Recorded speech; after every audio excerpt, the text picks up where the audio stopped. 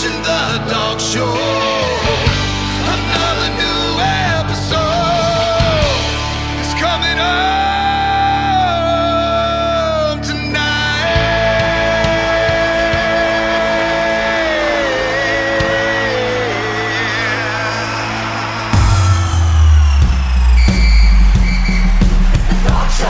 It's the Dawgs Show. It's the Dawgs Show. It's the Dawgs Show.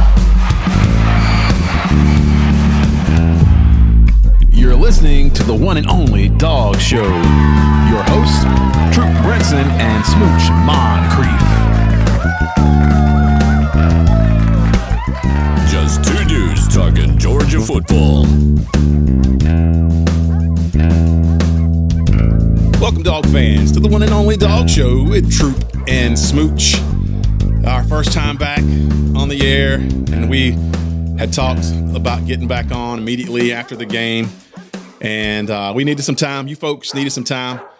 These folks are using their time in interesting ways. All dog fans are. A lot of dog fans are. But Smooch, this is going to be a therapy session, and maybe a little tough love used in this session as well. Absolutely. You know, one of the things I've learned throughout my life is at the height of your emotions, keep your mouth shut. And that's something I've learned because all of the stupid things I've ever said to a friend or my wife, which there's a lot of those, all of those happened when I was at an emotional fervor, a fever pitch, if you will.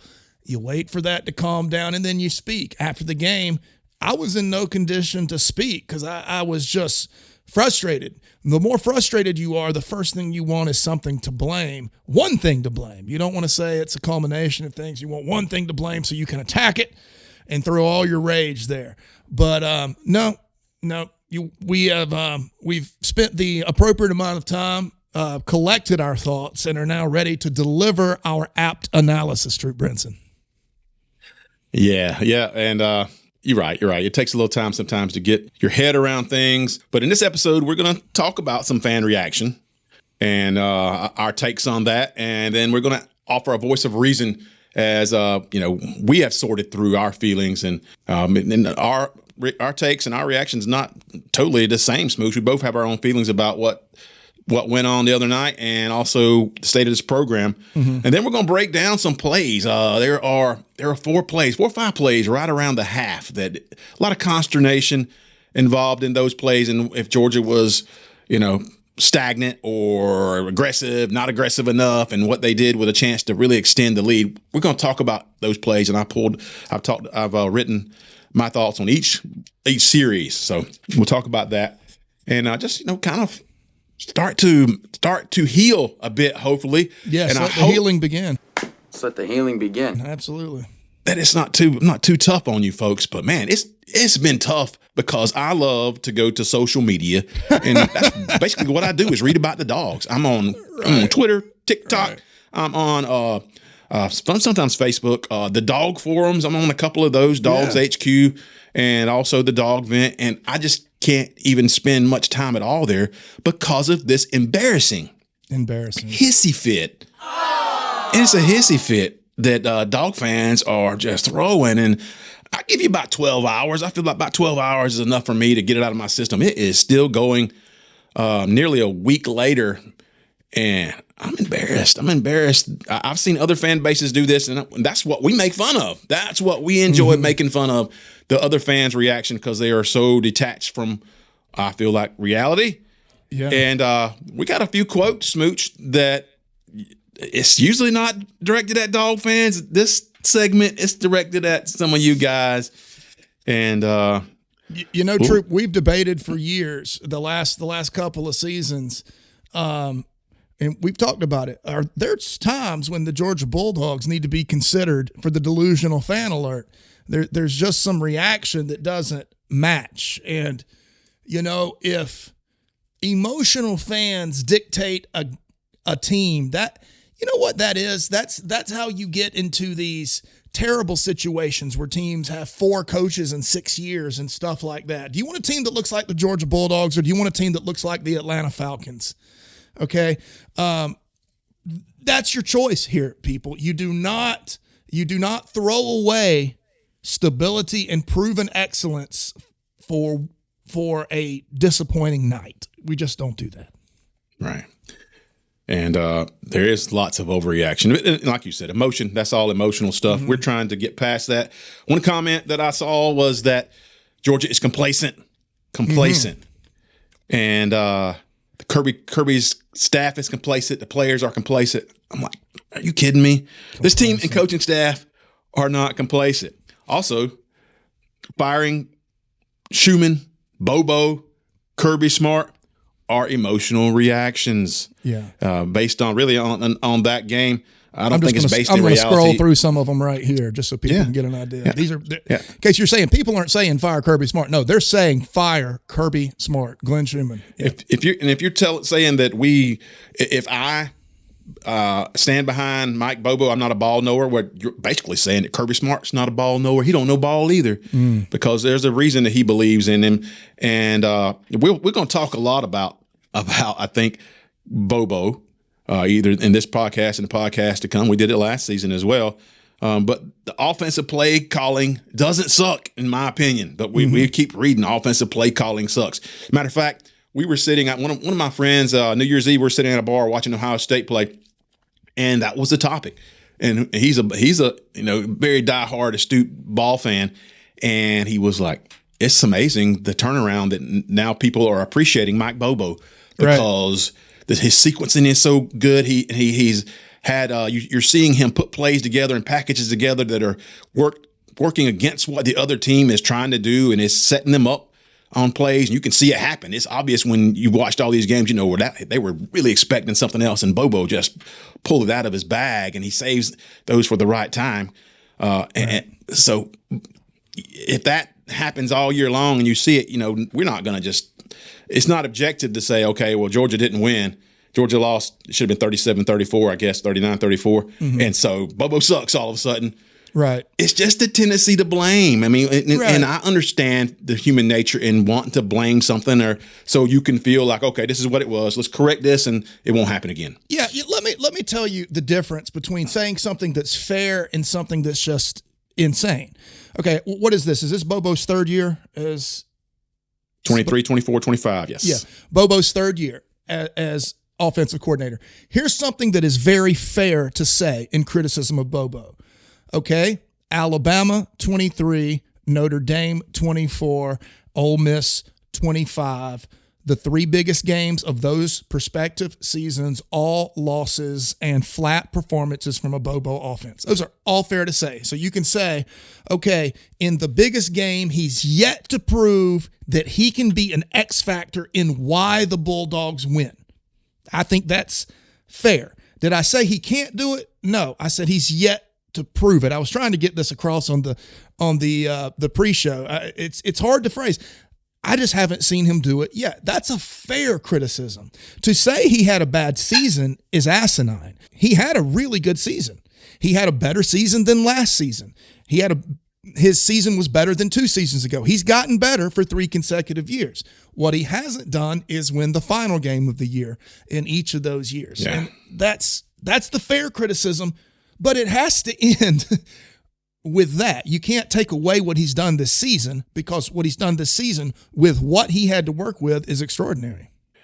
The point I made right after the game was every playoff team but one is ready to fire people, because that's the only team that wins their last game. Everybody. We've seen every team. I've seen Sarkisian needs to go. I mean, DeBoer needs to go. Every team that loses, that's the reaction. We've lost the ability to be objective in these times. This has been a great season. I have loved this season. It's been one of the most fun seasons I can remember. I have enjoyed rooting for this team and watching them play and watching the way they just don't die, buddy. They are better as the game goes along. It just didn't happen. It was a play from happening, and we'll discuss that exact play. It was a play from happening, and if Georgia scores a touchdown and Ole Miss has less than a minute to score a touchdown to win the game, or they can't tie it because they'd be down by 4.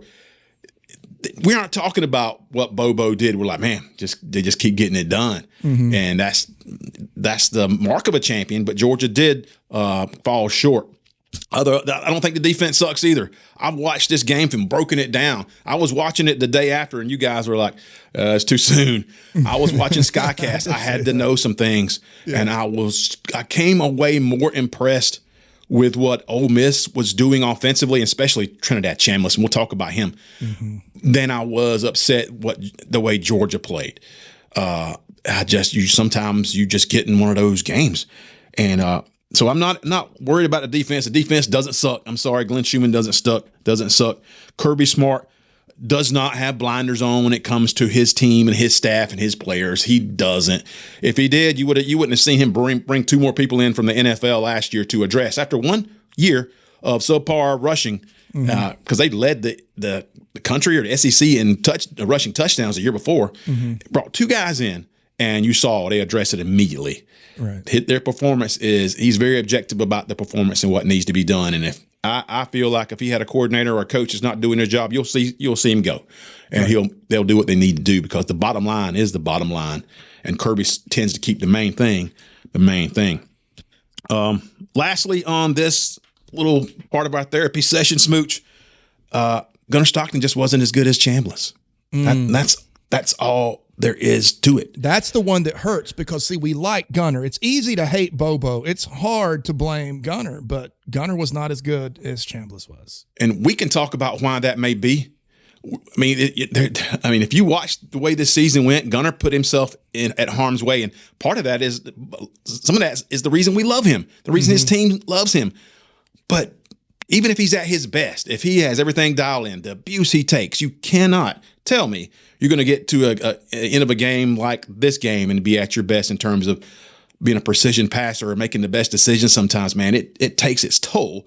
Yeah, and Chambliss just didn't. He was in a full-fledged. Gunnar was in a full-fledged car accident early in the game. I mean, that was a car accident hit. Like, how many times you ever been in a bad car accident and got up and then had to think at a high level or execute at a high level? And Chambliss did not have the same problem. He did not. We don't know that for a fact if that affected Gunnar, but how could it not?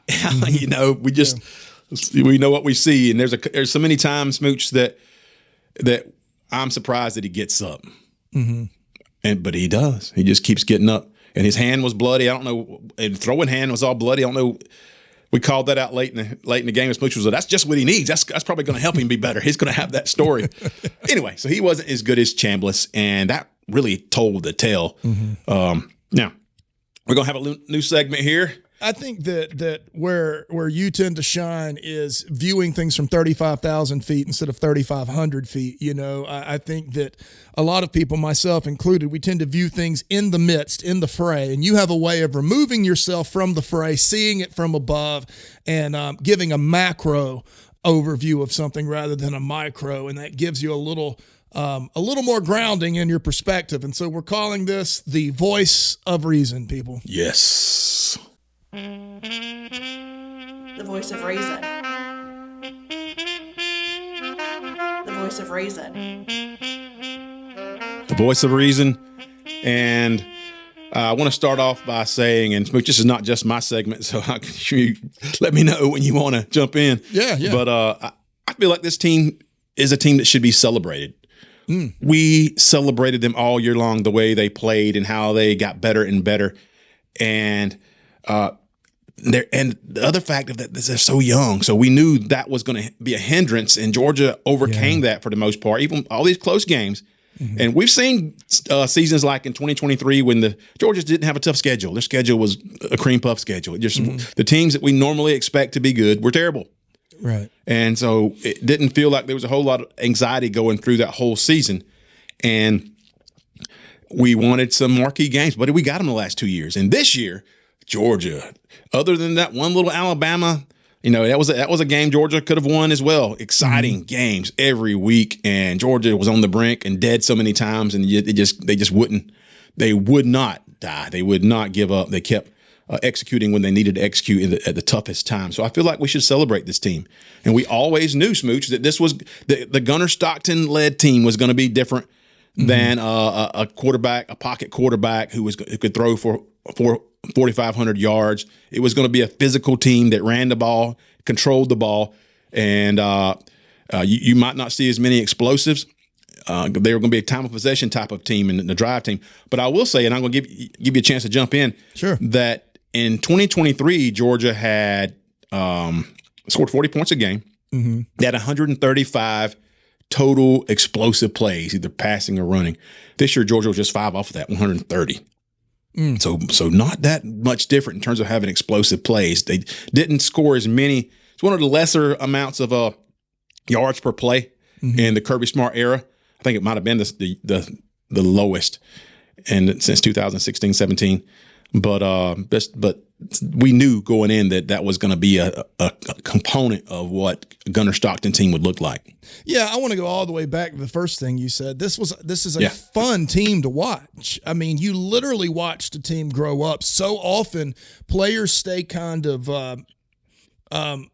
more of their play takes place on the practice field while they're developing. We didn't have that option this year. Players had to play early, and so we got to watch players grow up on the football field.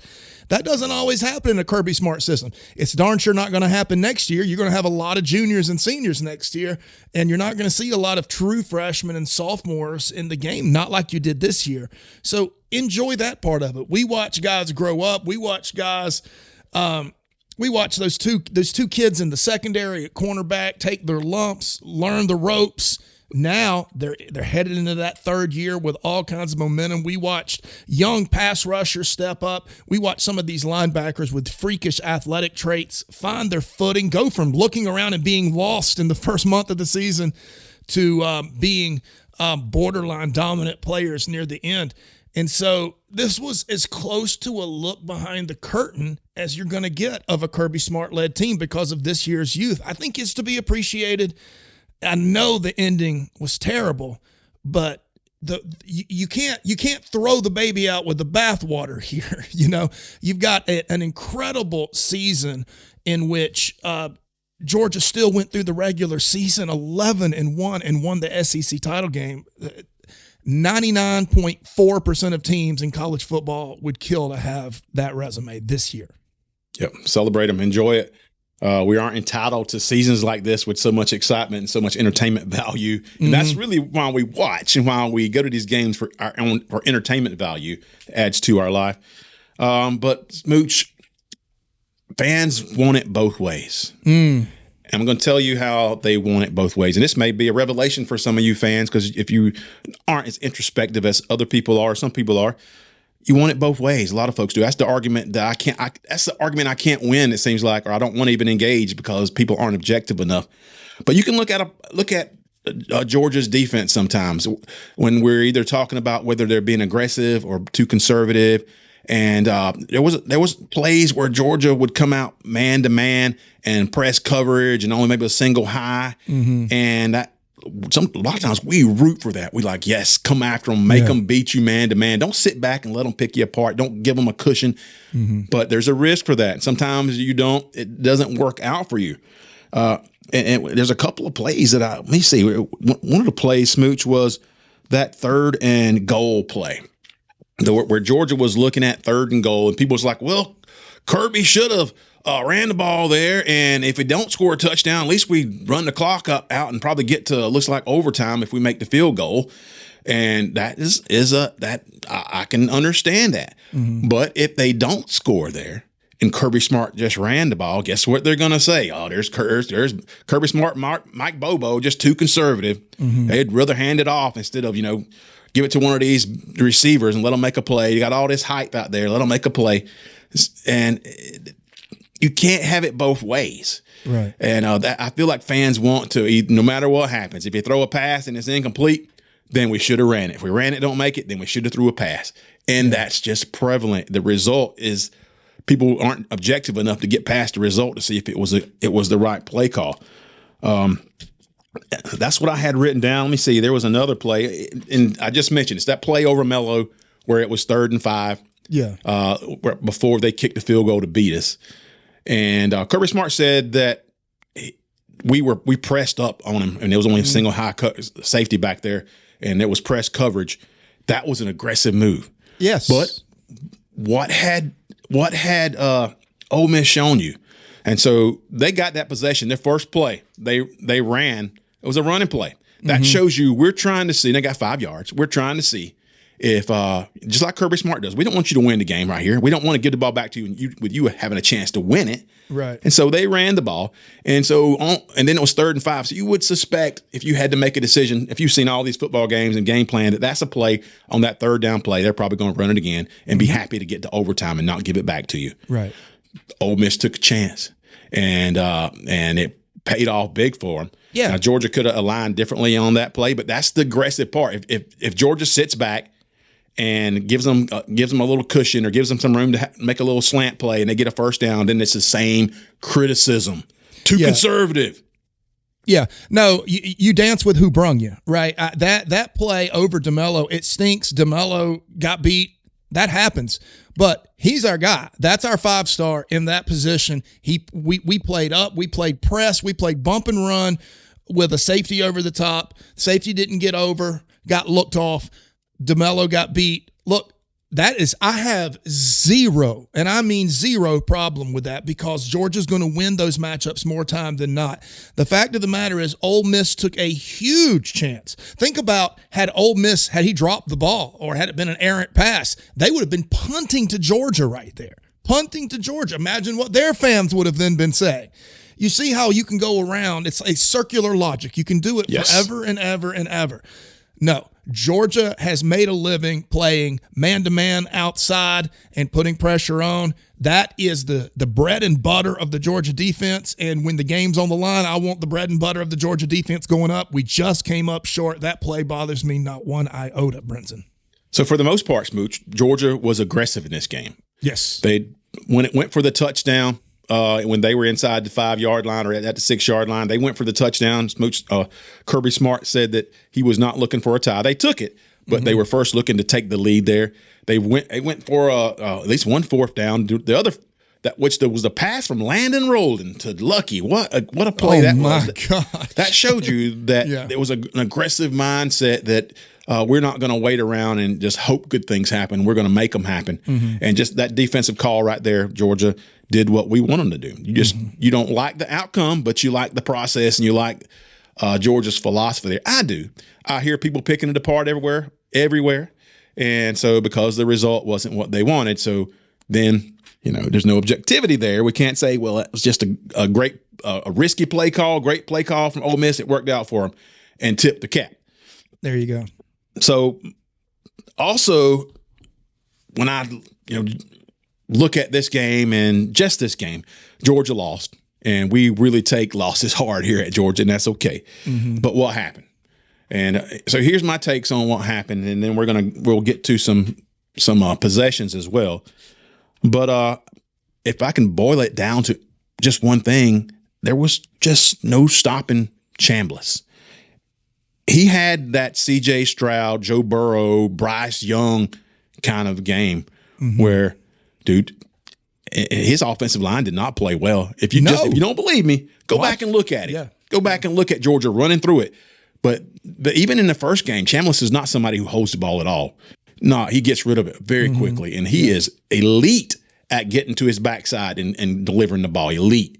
His mechanics are so clean, and his knowledge is clean. He knows what he's looking at. So he just had one of those games. Yeah. And I looked at it, and I was like, well, and there's some plays I would like differently, but in that situation, I just, I think Georgia is going to be successful most times in a game that's called like that, and they just weren't. Chambliss was just that good, and he had enough weapons to win it. And you saw Keywan Lacey have a terrific game. It did hurt a Smooch that Gabe Harris was out, but it didn't.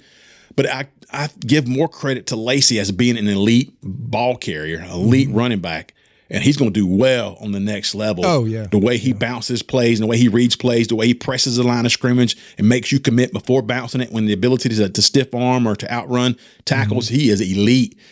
And so he had that kind of game that both of those guys playing like that, it was going to be Georgia winning in the shootout if they won it all. And I'm okay with that sometimes. That's just football. Sometimes that's going to happen, and you're going to have to score with them and beat them at the end. And Georgia almost did. But they didn't. They lost. And so that's why we're talking about all this. Yeah, the hard part, the hardest part for me to stomach was I believe 50 times in a row, 50-something times in a row when Georgia's leading at halftime, they've won. 70-something times in a row when they're leading in the fourth quarter, they've won, and they let it slip away. That is what stings more than anything else. The fact that they had this game and it was wrapped up in the "this is how Georgia wins" package. This is how Georgia does it. We all felt it. When that clock hit 0 on the third quarter and we started holding up our four fingers for the fourth quarter, I was like, well, you done messed up. You needed 10 points over Georgia for you to win in this fourth quarter. You're not going to beat Georgia in the fourth quarter, and they did. That to me is the part that hurts. But aside, I mean, as it pertains to properly distributing blame, distribute the most blame at the feet of Trinidad Chambliss, because we had no idea how in the world to tackle him. He ran around like an adult that jumps into a kid's 7-year-old game on Thanksgiving and ran around in circles, drawing plays in the dirt, and then made beautiful passes down the field while our guys are sucking wind and not even able to touch him sometimes. We said on the show leading into that game, Ole Miss's only hope was for Trinidad Chambliss to play like the best quarterback in college football, and that night he was, and he did, and they won. Yeah, that's the truth, folks. And our defense got after him. Some of the biggest plays that he made were because he was pressured and they were chasing him, and they just couldn't get him on the ground. Chasing him with 7. That means you only got 4 people down the field. Chasing him with 7 and couldn't catch him. Couldn't get him. Yeah. And so he gets credit for that. I just don't think it mattered. It didn't matter what we did defensively against him. We just had to outscore him. Yeah. And do you folks feel like in 2022 we had a good defense? I do. Well, we got in a shootout with Ole Miss. They missed their field goal, but we scored Ohio State. Yeah. Ohio State. What did I say? Ole Miss. Ole Miss, yeah. Ohio State. 42-41. We scored 42 points. They missed the field goal. But sometimes when you're playing those top players, C.J. Stroud had the best game of his career and proved a lot of doubters wrong against a very, very stout Georgia defense. And it just happens. That's just football. That's sports. I will say on the negative side, Georgia's I don't really point to I don't point to rust being the big thing, the overall thing, but there were in the past 2 years 8 playoff games in the quarterfinals and only one team's won. That's a little bit weird. And Georgia's offensive line looked really good against Alabama. Even with Tolliver getting his first start, they looked really good. A month later, the offensive line was the big issue. If the offensive line plays clean and plays like they have been playing, maybe it would have helped that Drew Bobo didn't get injured. But if they played like that, then Gunnar Stockton looks like a completely different quarterback. He's only running when he really wants to, when he wants to turn the knife on you a little bit and make it hurt a little extra. But when the offensive line doesn't play clean, and they had one of their worst games of the season, and not really against a Ole Miss team who is known for being that stout defensively this season. They're good. They're good enough. But Georgia ran the ball really well. So it's not just running. There were some running plays where we had players miss blocks and turn blocks loose too early, get Gunner hit on some of those. Yep. And but they ran the ball really well with Nate Frazier. It was pass pro a lot of times, and it was not good. No. The only player that I saw play really well was Monroe Freeling. And Glover played pretty good. Gaston, he had a bad game. Micah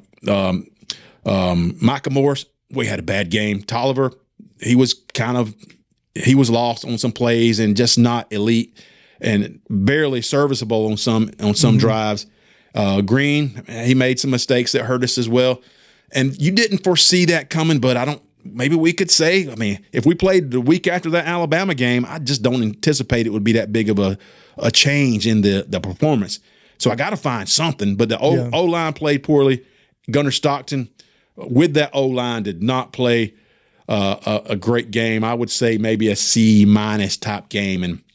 And like you said, Ole Miss played, or Chambliss had pretty much an A+ game. 100%. When it comes to the O-line, Troup, I've got to know why that is, that early in the season we've got 5 stars and 4 stars just completely whiffing on people. Then it gets fixed And then in a game near the end, when you appear to everybody's playing at their peak after a layoff, like you said, we have some of these same. I don't know. It is our O-line scheme that much more complicated? Is it that much different that you have these mental lapses? And I know other teams have them, but not with the quality of athletes that Georgia has. Where, like for Gaston, how can you be that big and not touch somebody that you're supposed to be blocking? I don't understand how that's happening in this game. If you watch some of the breakdowns, a couple of the guys didn't even need to be on the field for that play. That's how quickly their opponent got to Gunner. And so I'm really curious. I don't know enough. I guess we need to call one of our experts. I don't know enough about O-line play to know what the difference in a Searles O-line is, or is it a difference? But it was really odd, the peaks and valleys of this O-line this year. It seemed very un-Georgia-like. Usually Georgia's an even progression upward. And this year's offensive line was just up and down, up and down, up and down. But we'd seen that progression, it felt like. Yes. And they were playing so well. But once Drew Bobo got hurt, that was a thing that in conjunction with the poor play offense and some issues, it kind of went hand in hand. It felt like they were. You got to kind of look at that. You got to kind of look, because when Georgia's O-line was playing connected and playing well this season, our offense was impossible to stop. Yeah. And we scored pretty much as we wanted to, and then controlled the game. Kirby Smart's always going to manage the game and the clock. Mm-hmm. We could score as much as we wanted to. It was that beautiful of a offense. And so we were talking there was a time we were talking about, this offense is fine. This offense looks great. We got to get the defense playing better. Right. And, so it was kind of trying, I think that's what you have to deal with young teams, that you plug one hole, another hole kind of springs a leak, and that's good. It stinks.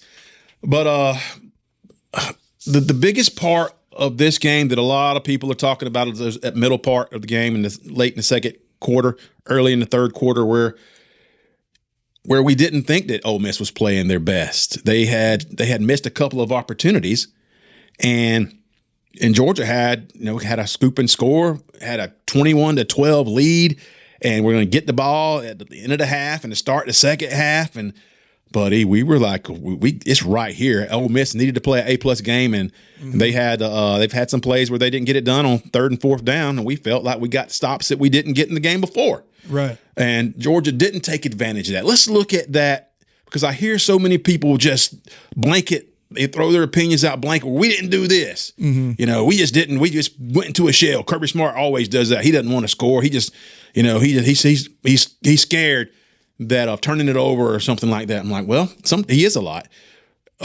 He is conservative, but was that the reason that we didn't score on about 3 or 4 possessions? Let's look at them. So the biggest one was right before half, I think, where they did punt us back to the 17-yard line. Mm-hmm. That's a dangerous situation where if you have some lost yardage plays or things can go haywire. We know what happened against Notre Dame last year. Yeah. And we had a comfortable lead. We had a 2-possession lead. And yes, we want to add to it. We don't want to give the other team momentum because we had outplayed them to this point. So the first play from the 17-yard line, Smooch, let's look, with 150 to go in the half. Stockton it was a draw. I don't know if it was a call draw, because he dropped back like he was going to pass, but then he had about 5 or 6 yards off to the left, looked like, before the defense was going to be there. And so he could have got maybe 6 yards, right in 5 or 6 yards, which is a good first down play for Georgia. Mm-hmm.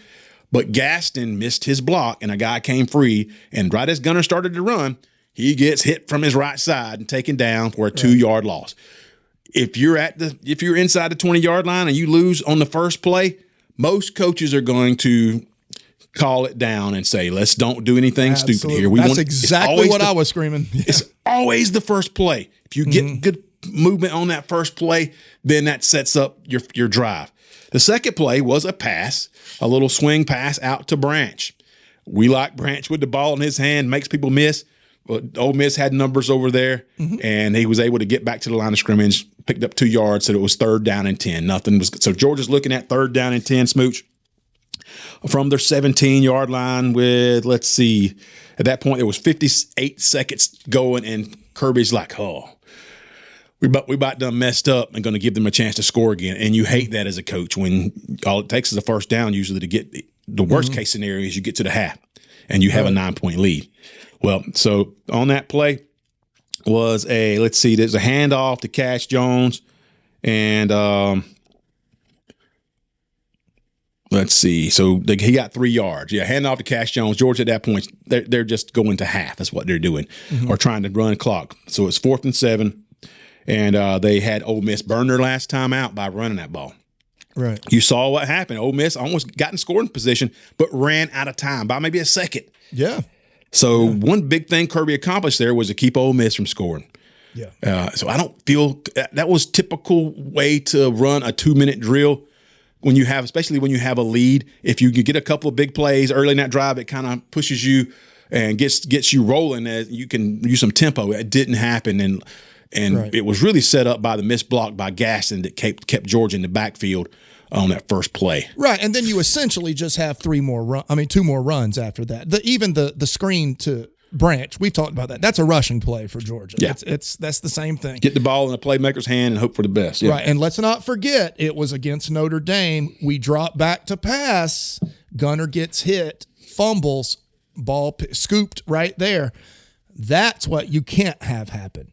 And so, no, once you're behind the chains, which a loss of yards or negative yards or line of whatever on first down, once you're behind the chains, no, you get to halftime with the lead that you started with, and that's what they did. They barely did. That last run by Cash Jones allowed that to happen. So you actually scored points, basically, or kept points off the scoreboard. Right. In the shadow of your own goalpost, I don't feel bad about that Georgia didn't come out just winging it right there, and because that doesn't mean that results were going to be good in terms of yardage gained by Georgia, but it definitely would have given Ole Miss a chance to score, and that didn't work out. So let's move past that. This first possession of the second half, Georgia gets the ball at the 25-yard line. First play is a pass. Gunner Stockton drops back to pass, and I think it's like a 10-yard pass, gets batted down at the line of scrimmage, which happened a lot. I don't know if that was Ole Miss kind of not rushing some plays and trying to knock the ball down. They had scouted those passing lanes well. 4 deflections I counted? Yeah. And so Gunner had a man open. I think it might have been Humphreys open for about 10 yards. He was batted down, makes it 2nd and 10. That's not necessarily conservative if we're trying to decide if they went into a shell and didn't want to score. And then so 2nd down and 10, Gunner was like a little zone read. He kept the ball, got 4 yards, made it 3rd down and 6. Very manageable. So a good play to get some yardage and to get moving towards the first down. The next play is 3rd down and 6, and this was a designed Gunner Stockton run, and there was no gain. Micah Morris did a poor job of holding his block. He blocked and then let him go, and that was the guy that made the tackle. But that was the one play. That was one play for sure, Smooch, that I was like, what are we doing? There was nowhere to run on that play. Yeah. And it was 3rd and manageable, and it was definitely a designed run for Gunner Stockton. That's the play. I'm like, why at that point? Because there's so many little easy, quick pass plays that are available there that don't put you in any risk. You don't have to hold the ball long as a quarterback. Right. That this design run play had no chance at all. Even if Micah Morris does a better job blocking, he's not going to get a first down. Maybe gets 3 yards. It looks like 2 or 3 yards. So I hated that play call. That was a head scratcher. That one felt like, okay, we made it to the second half. We got the ball. And even though the first pass was batted, and that 3rd down call was one I look at and say, I didn't like that one. But you can pick lots of plays out that you as a fan can't really you don't understand or don't agree with. So, but you live to play another play. Georgia does punt the ball. Nothing happened there. And Georgia did get the ball back for their second drive, still with their lead. And let's see. So what happened? Yeah. So this was a play. This was a series that really got us irritated because it looked like Georgia had a chance to put it away. Ole Miss went for it near midfield on 4th down, and Georgia just drilled them, dropped them in the backfield. Yeah. So Georgia took over possession at Ole Miss's 49-yard line with a 9-point lead, and it felt like this is it. You're not stopping us now. We're gonna probably score a touchdown to put this game away, honestly, and you could have. So were they conservative here? Let's take a look. First play was a Frazier run. Frazier looked great in this game, and so I'm very happy to give the ball to him the way he was running. Frazier ran for 1 yard. 2nd down and 9. Give it to Frazier again. No gain. And that was the play that Gunnar stopped and got stepped on by Michael Morris that had to kind of lunge to hand it off. Yeah. But no gain. So 3rd down and 9, and Georgia then drops back, throws a pass to Kobe Young right at the sticks, and they call pass interference. So Georgia gets a 1st down to the, I think, about 39-yard line, I think is where it was. So fresh set of downs. Georgia's just outside or right about field goal range. And they gave it to Frazier again. I mean, I like that. Give it to Frazier. Absolutely. He's been the best player on your offense. Yeah.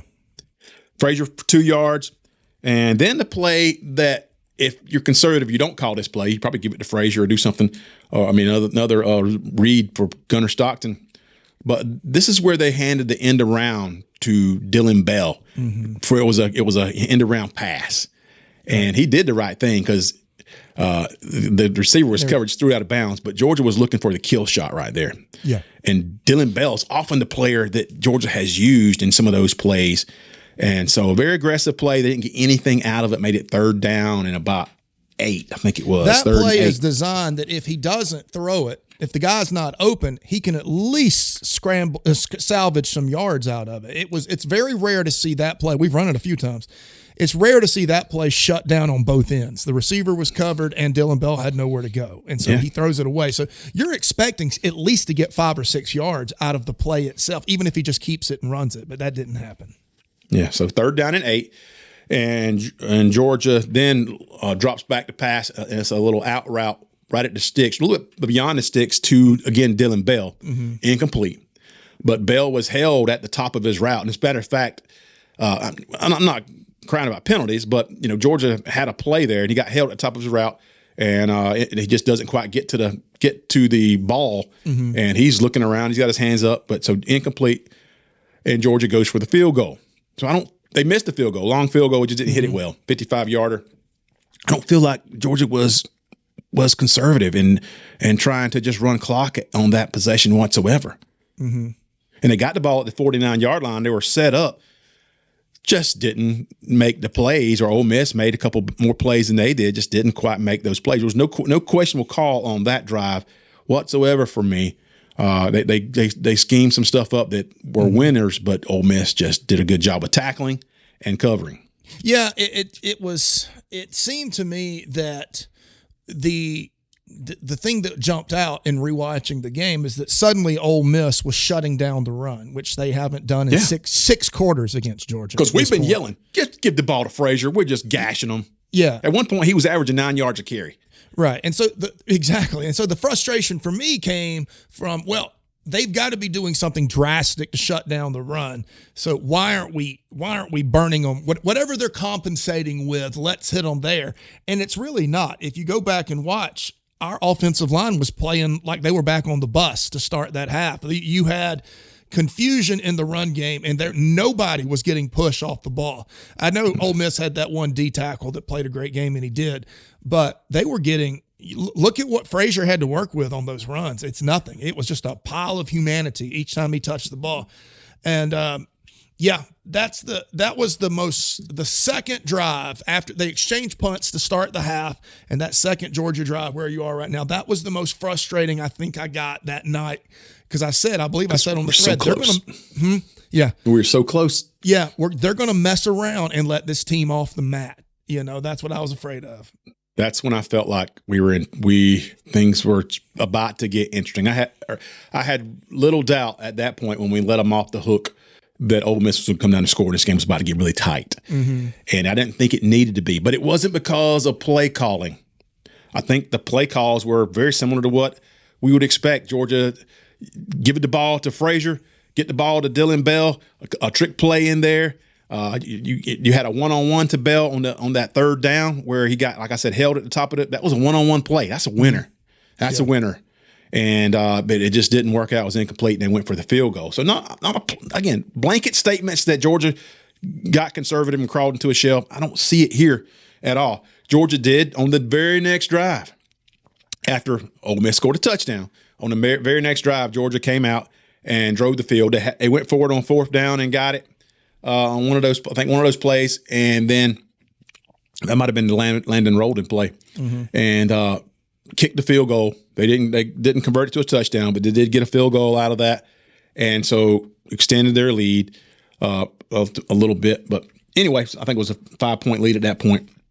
And then I'm going to move on to, because then things got really hectic. Georgia got down, and if folks you saw where everybody thought Kirby Smart made a big mistake and going forward on fourth down from his own 30-yard line. Mm-hmm. And what we have heard, if you haven't heard, here's news for you, that was a freeze play. It was a hard count.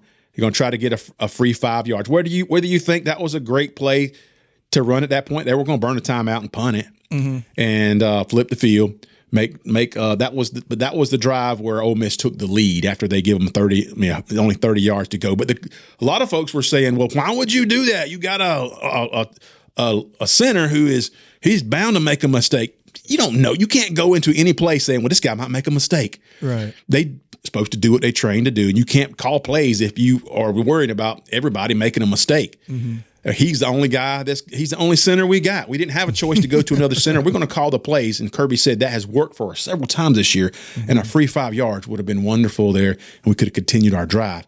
It was a turnover, and it was the point where Ole Miss took over, and they didn't look back. And Georgia did tie it in the fourth quarter, and then have a chance to win the game. Let's look at that last drive. Again, lots of consternation on that last drive, Smooch. Georgia did get down there. And I thought the last drive was called pretty darn well. I had very little. I mean, they just didn't put it in they didn't stick it in the end zone. But the drive that last play, the third down play is what everybody's talking about. But there was a second down play that when I watched it, and this was a lot of in terms of watching this game. When I watched the game live, I had questions. I'm like, we are being conservative. We're not doing this. We're not going for the jugular. And the play calling's bad. When I watched it on Skycast and really went back and forth in terms of rewinding and watching the play over and over again, I saw that the play calling wasn't bad. We didn't play well at offensive line, and Gunnar Stockton didn't have a very good game either. That was what cost us the most. But getting to this play, Georgia, the first play, they ran it down to the 3-yard line, second down and goal from the 3. And here's what I saw in the game when we watched it, that Gunnar Stockton handed it to Bowens, and he should have kept it because he walks into the end zone. Is what I texted you guys. He walks. He's been running the whole game. Why would he not keep it on that play? And they just sold out on Chauncey Bowens. They just chose. They said, we're either going to be right or wrong on this play, and they were right. And they tackled him for a 3-yard loss, made it 3rd and goal from the 6. That's what you saw. That's the first time. Yeah. Yeah. When I rewatched it, I saw two separate things. First, there was a player, I think number 6 it might have been. There was another end right there who acted like he was going to be in coverage, kind of hedged back towards coverage, but then leaned forward. He had Gunnar Stockton, and he was right there. Mm-hmm. And if Gunnar would have pulled it, he'd have met him face up. And Gunnar could have twisted off of it, maybe got something, but there was a man for Gunnar Stockton there, and he was in position to make the tackle. And Gunnar Stockton actually made the right read. What you folks probably didn't see, and I have some issue with, and I didn't know it really until today, is that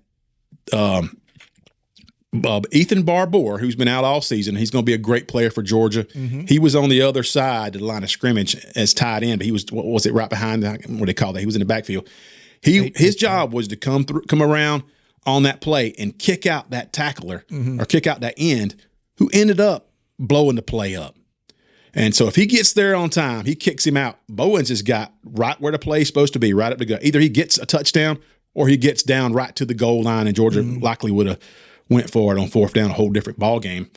But I think Barbour's going to be great. I don't know if that was the best time for him to be in there because he was just a tick slow. Right. Almost as though he hadn't played all season. Almost as if he hadn't played all season. So he didn't do anything bad. He was a minutia amount of time slow to not get there to kick that. That's his one job, is to get there and kick that one player to allow Bowens to have a chance to turn up field. And Barbour didn't get there. And but he was there, but just not in time. And you could see he hesitated right at that, because I timed it up, look at the snap. He was just a little bit slow getting off that snap and getting there and making the block. And that might have been your ball game right there. We saw it against Alabama earlier in the season when we had a lineman that just didn't make a play that he makes 9 out of 10 times, and it cost Georgia a potential win against Alabama. This didn't help either. And So then you look at that last play, the third down play where people will want to have it either way. They want it both ways. Right. Now they want to be conservative, right? They want to be conservative. They would never want to be conservative. They would always, if Gunnar Stockton completes that pass for a touchdown, they're like, man, Kirby's got big balls. Kirby's got, you can't kill him. You can't kill him. They've been saying all the wonderful things about this offense and about Kirby Smart and Mike Bobo for just sticking it, just not dying. And, because Georgia would have had to lead with under a minute to go. I don't think, I'll give them credit for getting in field goal range. I don't think Ole Miss scores a touchdown there with, limited time like that. But anyway, the play, I don't love that play. It looked like looking at the play that the primary read was dealt, because he was certainly locked into him. I mean, he locked into him from the snap. He looked right at him. Only two receivers. He had Bell in the corner end zone, but he was covered. Had Branch right at the goal line, running a little in route, out and in, and he just was watching Delp the whole time. Now, Colby Young broke open across the middle, come from the other side, but Gunnar he had an idea of what he's going to see. It almost looked like Delp had a choice route where he was going to go inside or outside. He went outside, faked inside, went outside, but it was a really sloppy route. There was no Christmas to it, and he ran out of bounds. So if he'd have caught it, it wouldn't even counted. It's a sloppy route. I would rather them throw it to Branch. If he's looking that side, Branch is he's going to catch it and be right at the goal line. Maybe he pushes in, and if he can make the catch, he's got the guy on his back, so he's got position to make that catch, and he may score a touchdown. If not, he puts Georgia right in position to punch it in on fourth down, which would be another play we'd get to talk about. But anyway, I didn't love that. I don't know how to diagram it for you folks in terms of what my opinion, what should have happened, but it wasn't a well-run play by Delp or by Stockton in terms of looking at because he had Colby Young, but at that point he's already committed. Excuse me, you don't have much mentally time you have. Committed. Yeah. He thought he knew what he was going to see, and he saw in his mind Delp breaking open and freezing the defender covering him. He didn't think the defender could stay with him, but it was really a poorly run route too. So anyway. Can't have it both ways. Sometimes if Georgia runs the ball there and gets stopped, then it's the same argument that we're not trying to win. We're not trying to win. We're playing for a field goal. And so, be objective, folks. Call it both ways. I know as fans we don't often do that, and it's hard to do it. But look at it. And I got to tell you guys something. I'm a huge believer in momentum and where players' heads are. I don't like the idea of playing for overtime there, even if you get to overtime. They had all the momentum. You give Chambliss 25 yards to go, and I don't like it. Matter of fact, the idea of running the clock down and going to overtime like that meant we would have won. No, it would have just put us in another situation where there would be more room for criticism, to be honest with you. I would not have been disgusted had they just gone for it on fourth down there and said, listen, this is the game. We cannot give this monster the ball back. That's where I was at this point. I didn't want to see Trinidad Chambliss touch the ball again. I knew what was going to happen if he did, whether he did it in regulation or whether he did it in overtime. And so Georgia gave up a chance to tie the game there. Whoa, they would have fired him on the spot. I know. They would have been everywhere unless he hits it. But yes. But it's about, and like I said, I would have made the exact call that they did, but I could understand the case for going for it on fourth down because I just don't want that kid to touch the ball again. And you saw what happened when he did. I just wish Lucky or Delp was at the same position that Barbour was to get that block, that kick out, and be on time. If and then Delp had been in Barbour's position there, we could have a completely different complexion to the game. That's speculation.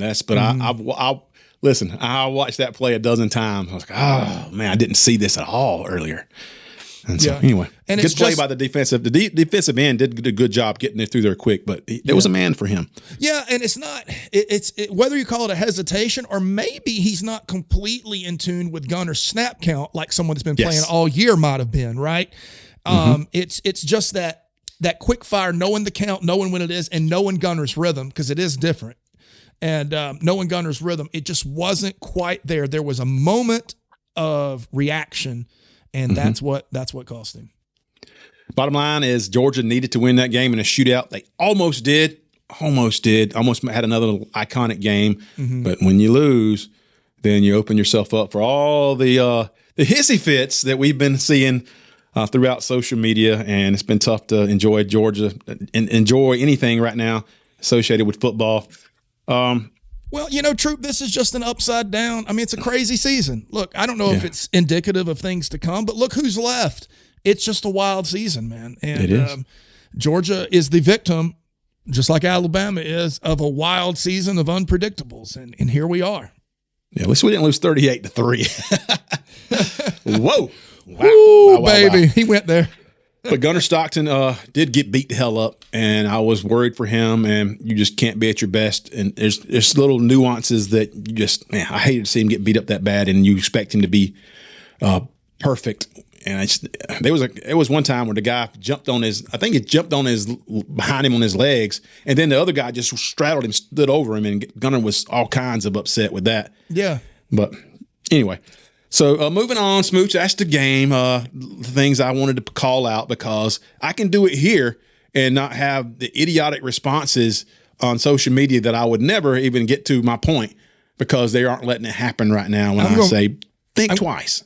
I'm going to be honest with you. That was a very successful launch of the voice of reason. I think we need to bring it back time and time again. Yes. The voice of reason. So, Smooch, let me ask you a question about a conversation we almost started on our chat group about Georgia's philosophy when it comes to NIL and the transfer portal, if that's sustainable. Maybe is Georgia's stance on that sustainable, or are these other teams, is some of the teams that are playing right now, who there's not one team in there that has under a 40% transfer roster. It's 40 to 60% from every team in there. Yeah. Is their way not sustainable? Is it, maybe it's not black and white and you just have to go all in either way. But which case would you make? Well, you have to look at what's happening. Georgia this year, this is the layout of the facts, and then we'll sort through the debris of what I'm about to say. And Georgia's 10% when we talk about transfer. Right. Georgia's 10%. Not 60%. Right. Like Indiana. Exactly. Indiana's 60%. Indiana's average age is over 22. It's closer to 23, if I'm not mistaken. Georgia's got 17-year-olds playing, that type of thing. What we do know is that this year, a team of many more transfers than Georgia would have with an interim coach beat the Georgia Bulldogs in the playoff. That's incontrovertible. We know that the number one team in the country and the team that has in back-to-back weeks beaten Ohio State and Alabama is a team laden with transfers, led by transfers. I don't know who actually went to that school out of high school, if anybody. I have no idea. But is that a trend, or is that someone, there's always this, a new system is in place. People immediately find a way to work the system for get rich quick type of scheme. And then the pendulum starts to swing back at some point when players realize, oh, well, if I transfer and don't hit, I'm out of luck. It might be better to develop somewhere. There's all these other caveats. So that's where we are. Does Georgia need to embrace the portal more? I'd say, yeah. We need to get a little more aggressive. Does Georgia need to throw away their blueprint? No. But I think the Kirby way is a great way. I just think that every way that survives has to evolve with the times and change. To say you could take the Bill Walsh offense from the 1980s and run it today, you couldn't. But you still have the West Coast offense, which is the evolution of the Bill Walsh offense through the years. And the West Coast offense is now considered almost a base offense in the NFL. Everybody runs a version of it because of what he did. I could see Kirby's plan and blueprint adapting to those things. The question becomes, do we adapt? Does Kirby adapt? Does he choose to? Or does he go the opposite route, which like a Dabo Sweeney has done, where he says, no, I'm going to stay in my method, my way, because I know the right way to do it. Come hell or high water, no matter what happens, no matter what the record looks like, we're going to do it this way. I don't see it, but, Dabo Swinney won a couple of national championships too, and they've been an afterthought for a few years now, and they had a slow trajectory down. So where Georgia is right now, I think is pivotal. It'll be very interesting. I've got complete faith in the staff, by the way, to react the right way. But as terms of predicting, I think they take their current system and they adapt it, but adapt it aggressively. But, nobody pays me to make decisions at Georgia for some reason. And it does all come down to money. Maybe they should pay you. Yeah, but that'd be awesome. You framed that up so well, and I can comment off of it.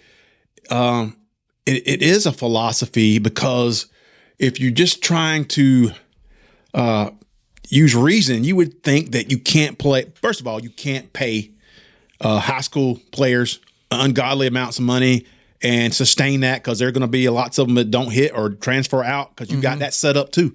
If they don't get what they want, or they everything doesn't go just right with them in the first year, they may be gone, and you just wasted a lot of money. And that people don't like wasting money. They don't like losing money. And also you cause some friction within your locker room. So we just named some teams that did swing big. There's lots of teams that did swing big as well and didn't sniff the playoffs.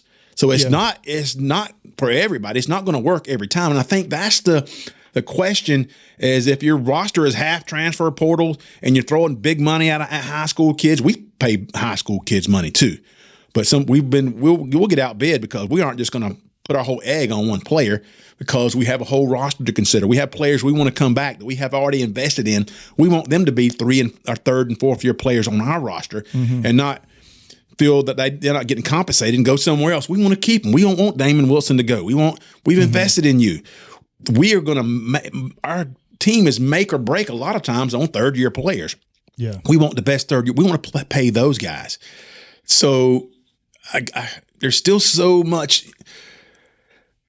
Fans, we don't care. We don't have to spend the dollars. It's not our money. Get all the players. We bring them in here. Pay the transfer portal guys. Bring them in. Bring the best players in. Let them compete. There's got to be some give and take that I think Kirby, in his mind, and I agree with his philosophy and what he thinks is going to, looking down the road, and what's sustainable. And I want a team that's going to be in competition every year, because like you said at the start of the podcast, this team, looking at how young they were, shouldn't be a team that we got to the point where we're like, this team should win a national championship. And we were. Yeah. Oh, absolutely. If Georgia scores that touchdown and beats Ole Miss, who's the favorite? Right. I don't think Indiana's the favorite. It's Georgia. We are national championship and bust type program right now, and we thought we had gotten a little lucky, and we had progressed over the season to the point where our method was working, and these players continuously got better, and they were ready to win a championship a year early. Yes. And so I don't think Kirby's going to change right now, but he is aware of all the factors. Yeah. He's just built that way. He may be stubborn, but he's not. I don't think he is against changing if he needs to. I just don't know that he needs to yet. Now, we want good players. We got that Khalil Barnes that just signed with Georgia, the Clemson DB, and that is huge. We'll talk about that next show. Him. Yeah, that's huge. And they're going to take their swings, and these guys have to buy into Georgia football and what Georgia's going to put you through. It's not easy to come to Athens. There's lots of programs you can go to and enjoy your time better, and just be a college student and play ball and have a good time and make money. Georgia is going to test your mental ability to push through a lot of things in situations where it's not comfortable. You're going to have to get comfortable being uncomfortable. And that's not news to anybody anymore. All these athletes kind of know that. And some guys wear it as a badge that, this is where I played college football. This is how I want to be developed, but it's not for everybody. Yeah. And there's players there were so many 4 or 5 star players who I would love to have that are not in Athens right now over the past couple of years, just because we're not going to give you that kind of money as a high school kid. And I can't justify it to the people who would give you that money, that are in the program, that are depending on me to make good choices as a CEO. Yeah, exactly. I think what Kirby sees, and we've talked about this a little bit, once the market becomes saturated, this is still a new thing, right? Yeah, you're right. Once the market becomes saturated and everybody's getting paid at every school, guess what? The exact same problems are going to happen. I'm not getting paid enough. I'm not being respected enough. The same reason people transfer now. Once it's everywhere, it's not sustainable. You telling me that Texas Tech is going to be able to keep doing what they did this year? Colorado, what they've done the last few years? We saw that fall apart this year. Those things are not sustainable long term, especially once the new cool thing becomes the norm. Once it becomes the norm, it falls apart from the inside too, just like everything else. So I think Kirby needs to find a good place to make a foothold to say, this is what we're going to do. This is how we're going to use this while we can. It's like the way Troup talks about the tax code. Yeah, this was the code, so I used it to the best that to better myself, right? I think Kirby needs to look at the transfer portal not as an enemy, something that exists. So how do you twist that, turn that, manipulate that to help you? And then we'll watch it crumble. The transfer portal as it exists and the NIL, I should be saying NIL, the NIL as it exists cannot sustain 5-6 years. There will have to be massive changes at some point because right now it is just an absolute freak show out there.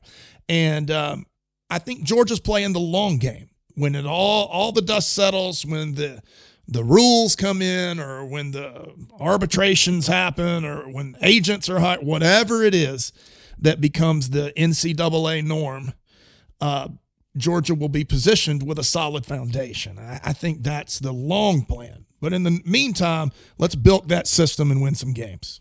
Well, it's not even about transfer portal. I think Georgia's prepared to pay players and or to bring transfers in. Look, Zachariah Branch, Colby Young, Noah Thomas, London Humphreys, Xavier McLeod. Right, and he had a great year right in the middle of the line of scrimmage. Mm-hmm. They're prepared to bring those guys. Ella Madozie, who didn't pan out this year, maybe next year he'll be that guy. Yeah, but they're bringing in strategically those players that seem to fit the mold and can give value. So you have to be really careful and strategic where you place that value and where you spend that money. And I think they're trying to do it the right way. It just when you look at those 4 teams in there right now, there's an argument though. There's at least an argument, and it doesn't feel like the argument we've been making. Alabama either really, and there's some of these old school teams. We're just Ohio State has had some big transfer portal teams, players come in. And they went all in a couple years ago. Now you're seeing the team that's going to go all in right now is going to be the Texas Longhorns. And they've been pushing. Oh, this is their year again. Yeah. Arch Manning, they're about to go better and better. Let you guys on a little inside information. They're about to go all in on Cam Coleman. But don't be surprised to see him in Texas very soon here. But they've kind of they got some problems with their running back situation. Looks like though. So. But I don't know what they're going to do about that. They definitely need to address it. But they're going to go all in. They think this year of Arch Manning, they're probably right. And they're going to push some insane numbers out there. Get prepared for it. Texas is going to be that team everybody hates in offseason. Well, Troup, you just really buttressed your own point with that. That was I hadn't really thought about it from that perspective. You talk about all the teams that are so bought into the new system that are just full on throwing money around like Barry White at a strip club trying to get these players in, right? Well, you just proved it with Texas. Texas has the better players and more money than Indiana does. Indiana doesn't have anywhere near the money that Texas does. Texas has the number 1 player in the country from a few years ago at quarterback. They're littered with 5 stars. They keep buying more, and they didn't even make the playoff this year. So it doesn't work for everybody. For every Indiana, there's a Texas. I think that's the best way to look at this spending free-for-all. Yeah, I agree. It's a great conversation to have, and we're not done having it. We'll have more. There'll be more happening in the next week, I'm sure, as we get into our talking season. And we'll talk about the games that are happening this week. Of course, you got who's playing Ole Miss and Miami. Miami is an interesting one, Smooch. And I watched Brooks Austin, and man, he does a great job. The film guy, he really does. If you think that, and we were very impressed with Miami's defensive front, their defense, man, they got after. Ohio State. But he said, if you think they're just going to wreck Ole Miss's offensive line and just control that game, think again, because Ole Miss's line gets wrecked every game. Yeah. And Trinidad Chambliss is just that guy. He does it. Their position, they play it with that knowledge. They play it with the knowledge that their offensive line is not going to give them any time, and they're going to have run-throughs. And he's elusive. He's accurate. He's a processor, and he is super talented. And so I don't care if he was at Ferris State. I don't care where he was. I've watched him play this year, and that's going to be a game. That is not – that's what I saw with Georgia's defense getting after him, and it didn't matter. In fact, it put Georgia in some bad spots when they chased him out of the pocket. So that's going to be definitely a game that I'm excited to see. And the other game, what is Indiana and Oregon? Yeah. Yeah, I don't know. I expect to see Oregon walk right through. Indiana. Indiana walk right through them. Indiana keeps proving themselves, don't they? Yeah, they look too disciplined. Are they like a BYU school, Smooch? Yeah, that's a very good point. Yeah, it's the BYU thing. So BYU, because of religious reasons, has many older players. Mormons have a thing called a mission they have to go on when they're young men. And so they play into their 25, 26, sometimes even older at like a BYU. They always have a solid team because they got grown men with beards and wives and children and stuff like that playing on their college team. Indiana has taken a little bit of a page out of that book. There's some older dudes. I remember we got so much junk over how old Stetson Bennett was his senior year. That's the whole Indiana team. And so, yeah, there's a little bit of that. I honestly think the winner of Miami Ole Miss is the national championship game. I think the winner of that wins it all. Wow. But yeah, we'll talk about that, I hope. And I know that if you made it this far into the podcast, that we're gonna have lots of disagreement on our comments this week on YouTube, because we kind of have hit you where it hurts, and it still hurts just from losing. And we love disagreements. We're not like that's fine. 90% of other people. Yeah, please bring Let's the see if we can disagreements. hit 100 comments. Let's try to get there. Let us know what you think about that, and we'll jump right in. We'll try to support what we think. You know, I've spent the better part of this past week deciding what I think about everything and what I think about the season and the game, and having that make sense to me. And as the voice of reason, I'm kind of, my opinions are usually a little bit more conservative. So anyway, it was fun to get it off my chest, and I hope you guys think so too. Yeah, and by the way, if you do not follow Brooks Austin, that's a mandatory follow. And if you follow both us and Brooks Austin, please tell him to come on our show. Simple as that. Demand it in his comments. Enough of you do it, he'll come on. That's right. All right, we'll move it on. All right, folks, for Smooch Moncrief, this is Troup Brinson saying so long. We'll see you soon. This is the Dawgs Show with Troup and Smooch. It's the Dawgs Show. It's the Dawgs Show. It's the Dawgs Show.